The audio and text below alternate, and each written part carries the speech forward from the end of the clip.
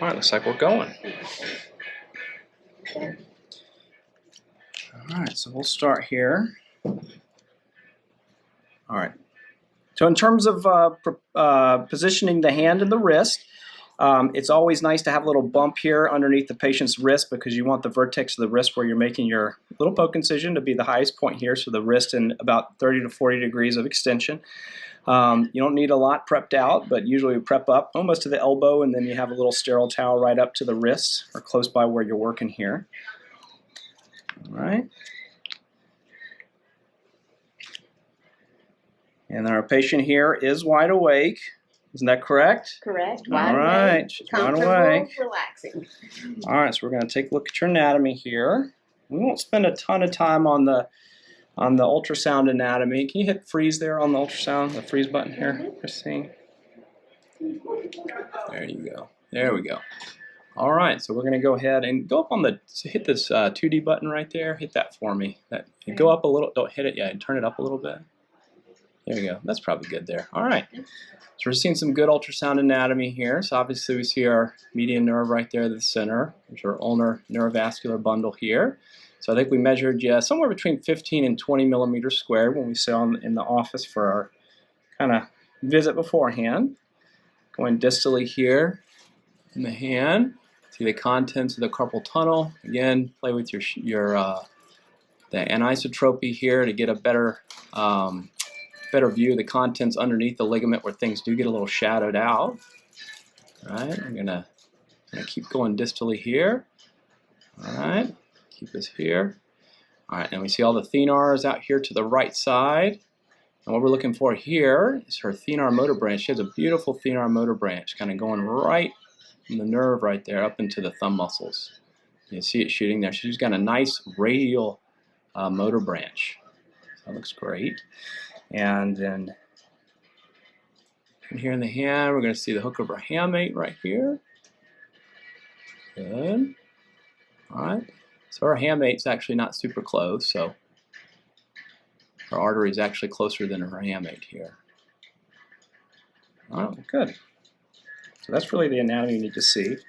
Can turn the probe longitudinal here to get a better view here of her actual ligament.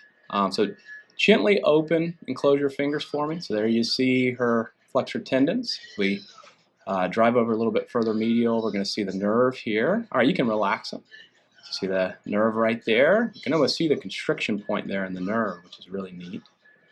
Right there at the vertex of the transverse carpal ligament, which we're looking at in cross-section right now. You see a few fibers of the thenar muscles. As we drive radial, those become more substantial.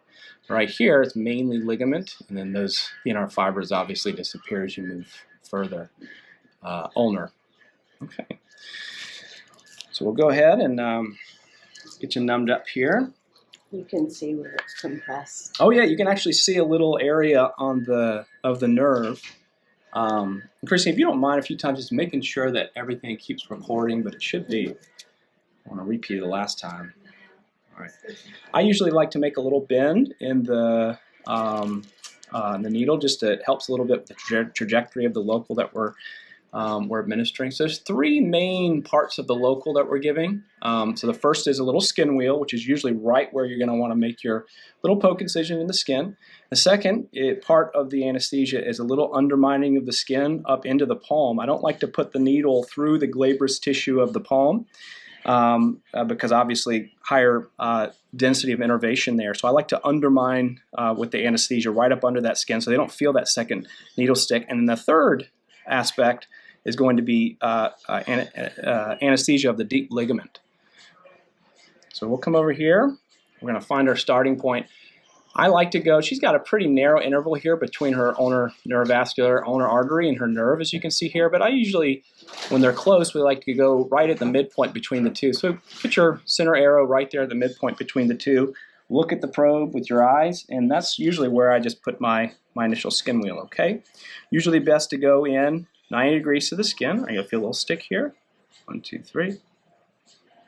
All right, and once you're through that epidermis, only through the epidermis, all right, again, you're close to the nerve, but you're only going through the epidermis.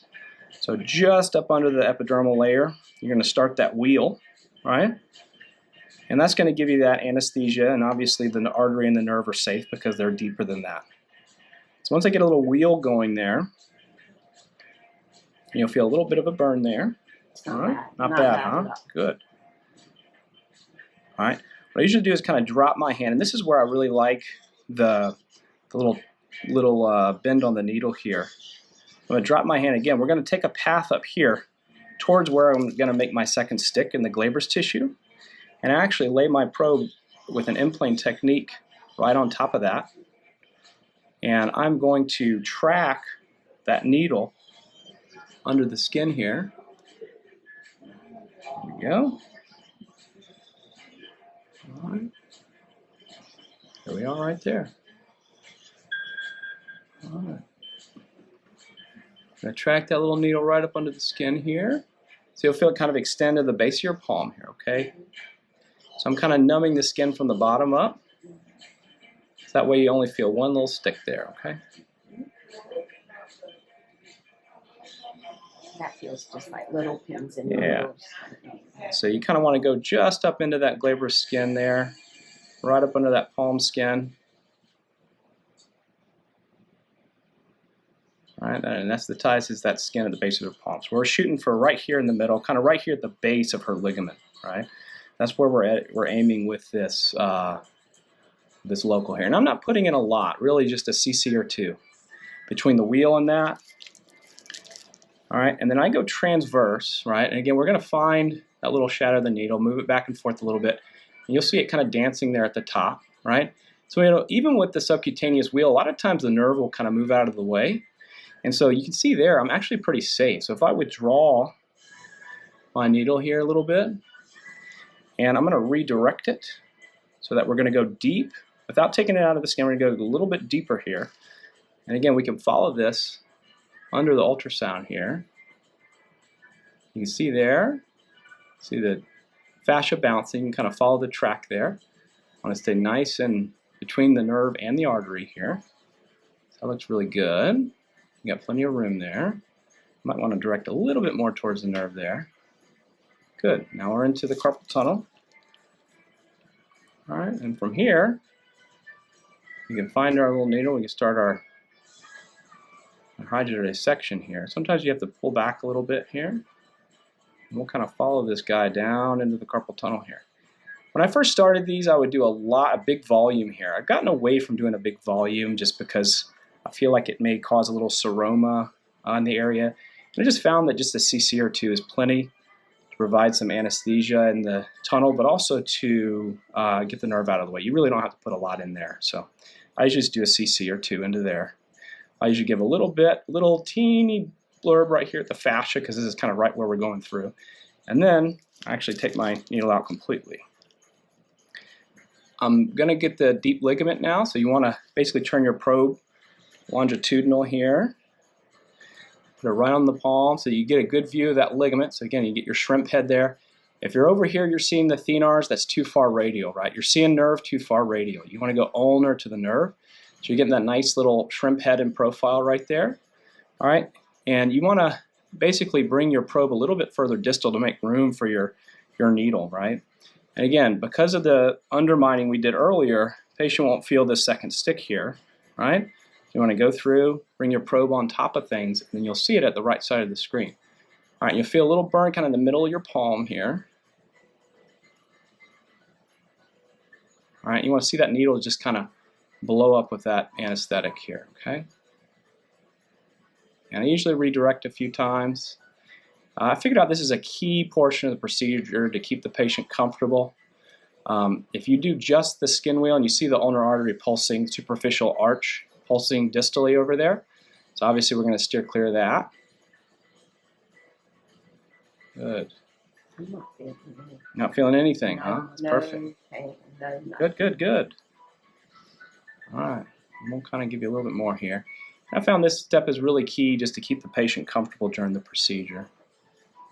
Because some patients have a higher density of innervation of the actual ligament that you're releasing. And this is also doing a good job at kind of, you're seeing the difference here between the actual ligament, right, and the fascia that's above that. So that's a pretty good anesthetic there. So we used about 8 cc's on that. Are we still recording? Everything's good? Looks like it? Okay. All right, so now we're going to move on to our skin neck, right? And the best thing you want to do, so bigger men, usually you want to go a little bit further towards the skin crease. For smaller ladies, you want to go a little bit further back, but usually I'm about a centimeter back from the distal, the flexion crease here. Usually I just take the 15, just lay it right where I think I want to put it, and I just put my probe gently right over top of it, and it's going to cause some shadowing here. So that's a great spot, I think. I tend to shy a little bit more towards the nerve.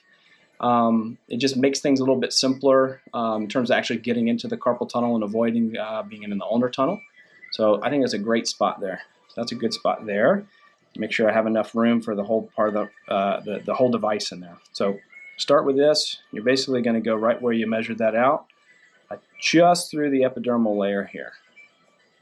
Usually with 15, it usually requires a few little passes here. But you want, once you're through that epidermal layer, all right, you're going to turn the knife blade so that it's actually pointing up, and you're going to stick it right there.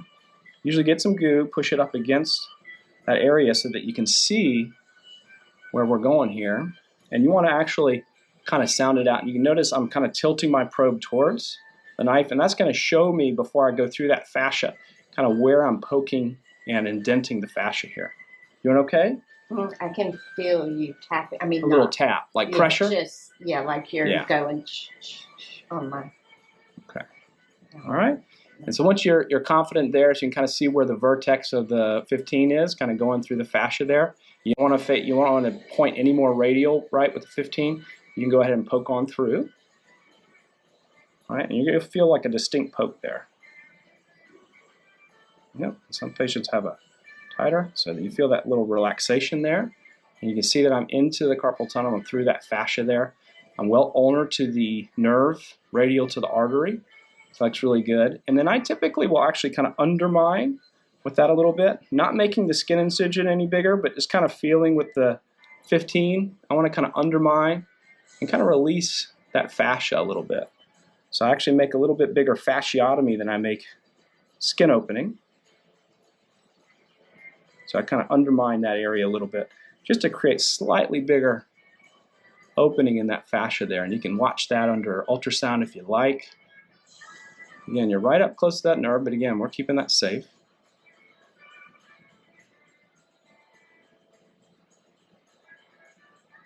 Okay. Withdraw that. All right, we got our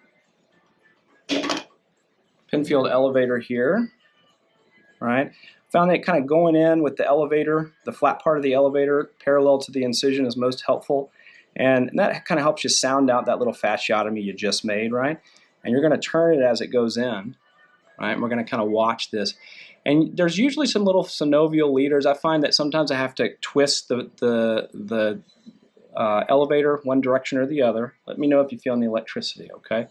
I do not. Every once in a while, because there's some synovial folds in this area sometimes, and that's kind of what we're doing here. A little pressure. There you go. And they kind of break through that synovial fold there.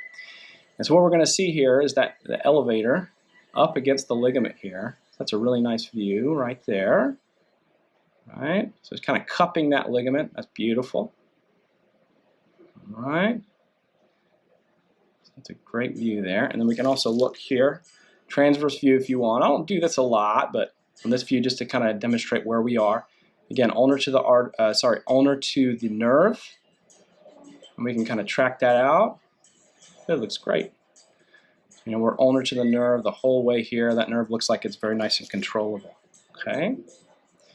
Now I suspect her fascia is going to be a little bit of a trouble, but we'll see if we can get this device in with one try here. So same thing with the device. I usually tend to turn it kind of upside down almost. And as I'm kind of going in, I kind of do a little turn with it. Again, watching it kind of extend in, and usually a little twist, a little wiggle to make it in. And as I suspected, I'm getting a little bit of resistance here. There we go. So you don't want to do too much force because obviously sometimes it'll give away, the synovial folds will give away and the patient will feel that as electricity. So if you feel like you're pushing too much force, sometimes you have to make a slightly bigger fascial incision.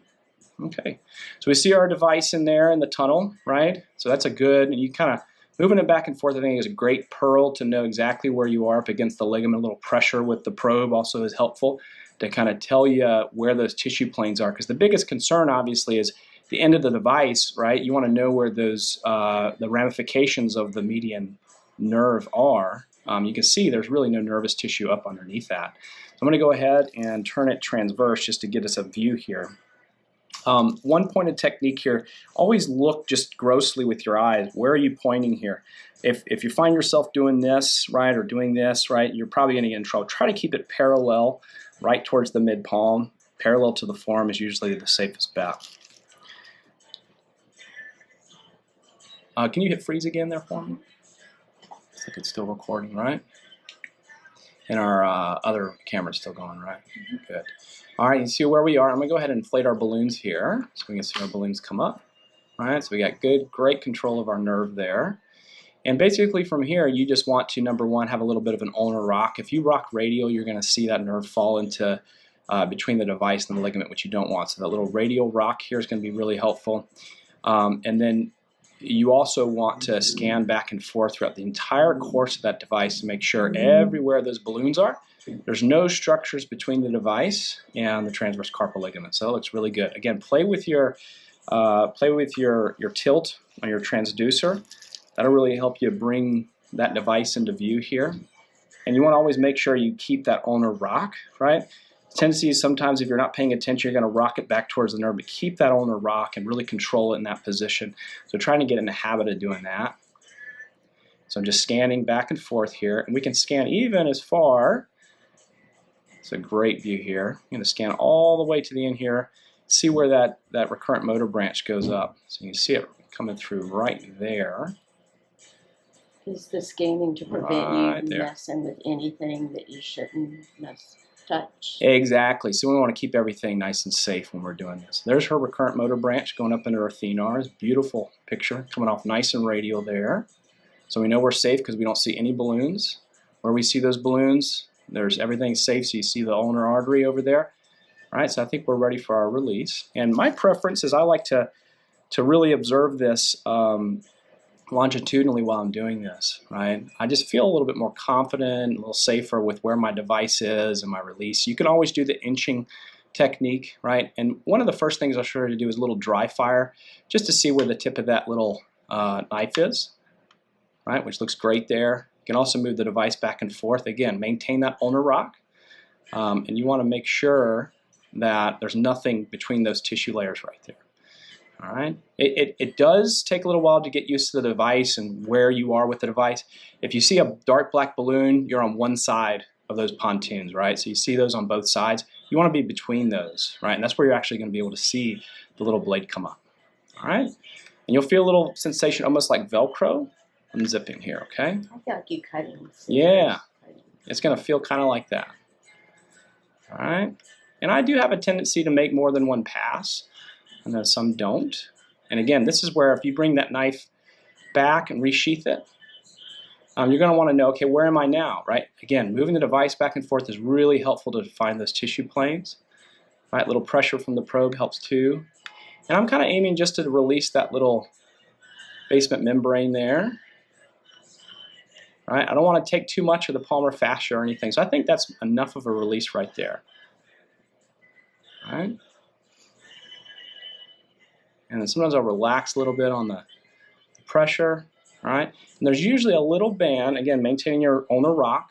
There's usually a little band here at the very end, which I do like to release. If you find that the blade is recessing a little bit too early, you can always pull it back a little bit, and that gives you a little bit more cutting room, all right? All right, and you'll feel that knife kind of, you'll see it rather on the ultrasound retracting back in, and then I usually just withdraw the device there. And then we're going to confirm everything here. All right, so coming in with our probe here, you're going to see here, again, where we are, we're hitting that basement membrane. That's the transition between the transverse carpal ligament and the fascia there. So we'll go ahead and take a picture there if we can, Christine. We'll take a freeze, then P1. There you go. Alright, and we can kind of probe the whole way here.